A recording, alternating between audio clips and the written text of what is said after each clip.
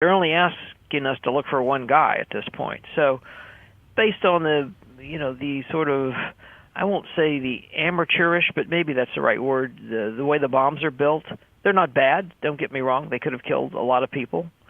But it doesn't strike me as somebody that's, from an organized group. Yeah. Homegrown terrorist. He's an American citizen. I would say that that's accurate. Name would suggest he at least have an Afghani background. Maybe parents immigrated to here. Don't know that yet. We'll have to figure that out. But my guess is it's going to be small. McGraw, him, another person, maybe two, but maybe just him. Yeah. If trying to stop a terrorist flying a plane into a building is a needle in a haystack, finding a lone American who's working something like this is a needle inside a million needles, right? Yeah, that is correct. But think of the pluses you have. You're in a city, New York City, where I am today, where every place you turn there's a camera, whether it's in NYPD's camera or a private business, etc., office building, apartment. All of that goes together with, and you can take it back, hours, days, whatever it might be, to, I think they narrowed it down to him dropping the bombs in both locations in Chelsea. And it's that type of information combined with, I don't know this, they got lucky with a tag number.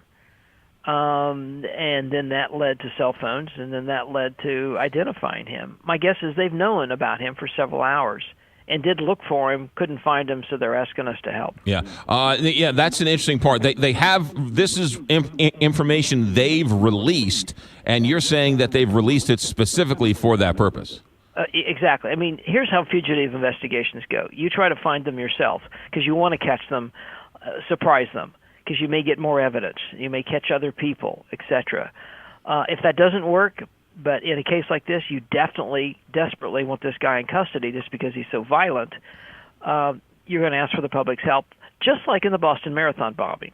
There was they sort of started out chasing the Tsarnaev brothers to just chasing Jahar. Right. We heard recently over the last couple of weeks that there are many lone wolves, many people who were engaged with ISIS and or taking up the cause have sort of either backtracked or turned away from ISIS because they've now come to the conclusion that it's not necessarily for them. Are you reading that and or seeing that yourself? Yes, and it's not uncommon, McGraw, in violent extremist groups where people, ISIS has all these slick videos about Shangri-La and raise your kids in, this beautiful environment. And, of course, none of it's true. And when people actually start to see that, they become disillusioned and they leave. And they tell other people what a sham or disappointment it is, and that spreads. And so that's what you're seeing. I think we collectively are getting a lot of intelligence on people who are fed up and have had access to ISIS and are telling us stuff, and expect to see more of that. Yeah, that's interesting stuff. Brad Garrett, ABC News, terrorism analyst, also FBI man. Brad, thanks for breaking it down for us, as always. No problem. Take care, McGraw. 809